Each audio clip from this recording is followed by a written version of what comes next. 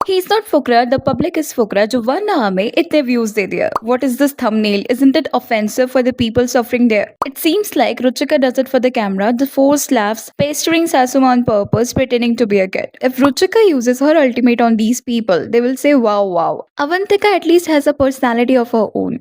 Hello everyone, welcome back to The Gossiper. So today we will be discussing about Malhan's family superiority complex और कैसे एक बार फिर उनके content को लेकर क्वेश्चंस रेज हो रहे हैं. कुछ डेज पहले फुकरा इंसान यानी अभिषेक मलान ने एक वीडियो अपलोड किया अपनी मॉम डिम्पल आंटी के व्लॉग चैनल पे. लाइव इंसान यानी कि निश्चय के दूसरे चैनल को कलैब करके और वीडियो का टाइटल था आई स्पेंड 70 लैक्स. ये वीडियो थी आसाम के फ्लड्स पे और ये 70 लैक्स एक्चुअली एक सिंपल पर्सनल स्पेंडिंग वाली स्टोरी नहीं थी. इस अमाउंट का मेजर पार्ट डोनेशन से कलेक्ट हुआ था जिसमें सब्सक्राइबर्स और ऑडियंस का भी कंट्रीब्यूशन था. अराउंड 55 लैक्स ऑडियंस से आए थे और बाकी अमाउंट मल्हान ब्रदर्स ने ऐड किया था. अब ऑब्वियसली उन्होंने हेल्प की और किसी नीडी पर्सन की हेल्प करना डेफिनेटली अच्छी बात है, लेकिन प्रॉब्लम यहाँ हेल्प करने से नहीं है, उस हेल्प को कंटेंट में कन्वर्ट करने के तरीके से है. फुकरा इंसान पहले भी इस डोनेशन रिलेटेड इनिशिएटिव को अपने कंटेंट का पार्ट बना चुका है और अब जब सेम इंसिडेंट को एक बार फिर आई स्पेंड 70 लैक्स जैसे टाइटल और थंबनेल के साथ प्रेजेंट किया गया तो लोगों का क्वेश्चन करना ऑब्वियस है कि अगर पैसे ऑडियंस ने कंट्रीब्यूट किए थे तो टाइटल में पूरा क्रेडिट सिर्फ आई स्पेंड 70 लैक्स के नाम से क्यों था. वीडियो का थंबनेल भी काफी इनसेंसिटिव लगा, स्पेशली बिकॉज ये एक सीरियस सिचुएशन थी और जिन लोगों ने जेन्युइनली सिचुएशन को फेस किया था उनके लिए ऐसा प्रेजेंटेशन देखना ऑब्वियसली अनकंफर्टेबल है. और बैकलैश के बाद ना थंबनेल चेंज कर दिया गया, बट अपेरेंटली ये एक बार का चेंज नहीं था, 4 दिन के अंदर मल्टीपल टाइम्स थंबनेल चेंज किए गए. तो अगर थंबनेल इनिशियली इतना प्रॉब्लमैटिक नहीं था तो बार बार चेंज करने की जरूरत क्यों पड़ी. और मुझे सबसे ज्यादा इंटरेस्टिंग ये लगता है कि अगर आपको ऑलरेडी पता है कि आप किसी सीरियस इशू पर कंटेंट बना रहे हो तो थंबनेल और टाइटल को इतना क्लिकबेट हैवी रखने की जरूरत ही क्या है. बिकॉज हेल्पिंग समवन और उस हेल्प को कंटेंट के लिए मिल्क करना दोनों कंप्लीटली डिफरेंट चीजें हैं. मैं ये नहीं कह रही हूँ कि उन्हें हेल्प नहीं करनी चाहिए थी. इनफैक्ट अगर वो लोग पब्लिसिटी के लिए भी कर रहे हैं फिर भी उनके पास जो डोनेशंस आ रहे हैं उनसे लोगों की जेन्युइनली हेल्प हो रही है. बट प्रॉब्लम तब है जब ऑडियंस का डोनेटेड मनी कंटेंट में यूज किया जाए, उसके अराउंड मल्टीपल वीडियोस, रील्स और लाइव स्ट्रीम्स बनाए जाए और फिर उसी चीज से क्रिएटर को व्यूज, एंगेजमेंट और अल्टीमेटली मनी मिले. Because at that point question ये नहीं रह जाता कि डिड यू हेल्प, क्वेश्चन बन जाता है how many times are you going to monetise that help. और इसी वजह से एक्चुअल क्रेडिट उन लोगों को भी मिलना चाहिए जिन्होंने अपनी पॉकेट से डोनेट किया था. बिकॉज अगर ऑडियंस ने पैसे दिए हैं तो उनका कंट्रीब्यूशन भी उतना ही इम्पोर्टेंट है. प्लस अभिषेक को तो उसका कंटेंट मिल गया और इस वीडियो से वो अर्न भी करेगा, तो उसने जितना डोनेट भी किया होगा उसका आरओआई उसको वापस मिल जाएगा. But the most important thing is audience जिन्होंने खुद के पैसे बिना कुछ सोचे समझे डोनेट करे हेल्प के लिए. और जब नैरेटिव बन जाता है ना दैट आई स्पेंड 70 लैक्स तो नेचुरली ऐसा फील हो सकता है जैसे पूरा अमाउंट क्रिएटर ने अपनी पॉकेट से दिया हो. और इसी पॉइंट पर हिपोक्रेसी का एंगल स्टार्ट होता है क्योंकि ये पहली बार नहीं है जब मल्हान फैमिली के कंटेंट को लेकर लोगों ने अक्यूज किया हो कि सीरियस या पर्सनल सिचुएशंस को कंटेंट अपॉर्चुनिटी में कन्वर्ट किया जा रहा है.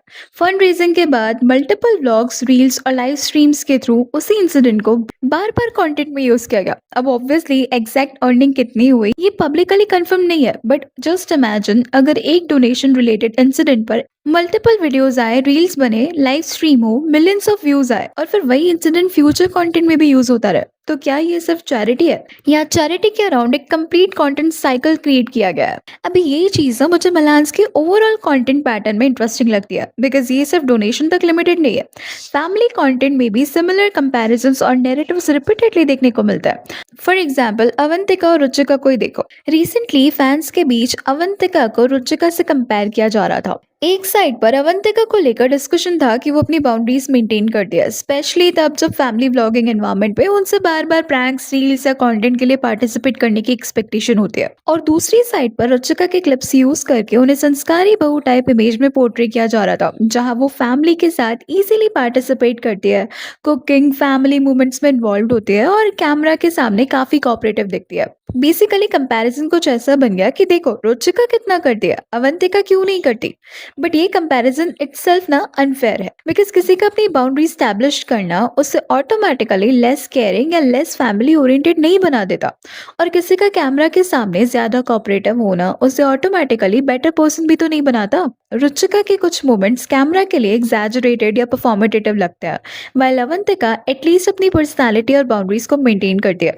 And this is exactly where the hypocrisy argument comes in. जब फैमिली का कोई मेंबर कंटेंट के अकॉर्डिंग बिहेव करे तो दैट्स क्यूट, दैट्स संस्कारी, दैट्स फैमिली ओरिएंटेड। लेकिन जब कोई अपनी बाउंड्री सेट करे तो सडनली उसको एटीट्यूड, रूड या प्रॉब्लमैटिक बना दिया जाता है। सो अगेन कन्वीनियंस के अकॉर्डिंग नैरेटिव चेंज हो रहा है। अब कमिंग बैक टू फुकरा इंसान, रिसेंटली E20 कंट्रोवर्सी के बाद ना उनको ऑलरेडी काफी बैकलैश मिल चुका है। उन्होंने E20 पेट्रोल को प्रमोट किया था और around the same period Saurabh Joshi के मर्सिडीज माइलेज इशू वाला कमेंट्स वायरल हुए थे, जहां उन्होंने इनिशियली E20 को अपनी कार की माइलेज ड्रॉप से कनेक्ट किया था। इस कंट्रोवर्सी के बाद ना मर्सिडीज बैंस इंडिया ने क्लैरिफाई किया था कि उसके BS6 petrol vehicles E20 compatible है, और लेटर सौरभ ने भी कहा कि उनकी कार की प्रॉब्लम इंजन रिलेटेड थी, E20 की वजह से नहीं।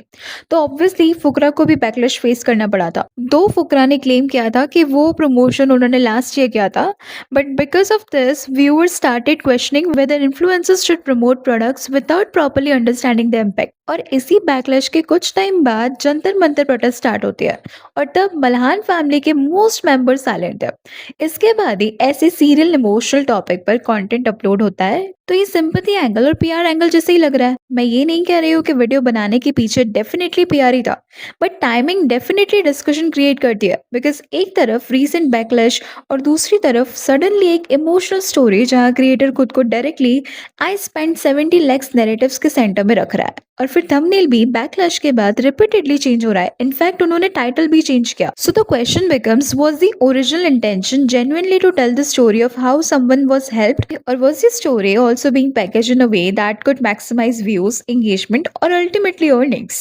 Because let's be honest, YouTube पर views का मतलब मनी है। अगर किसी इंसिडेंट पर मिलियंस ऑफ व्यूज आ रहे हैं, मल्टीपल वीडियोस बन रहे हैं, रील्स बन रही है, लाइव स्ट्रीम हो रहा है और सेम स्टोरी को बार बार रीपर्पस किया जा रहा है, तो क्रिएटर उस कंटेंट से फाइनेंशियली बेनिफिट करता है। और इसीलिए व्यूअर्स का ये कहना भी अंडरस्टैंडेबल है कि हेल्प करना अच्छा है, but please don't make the audience contribution look like your personal achievement.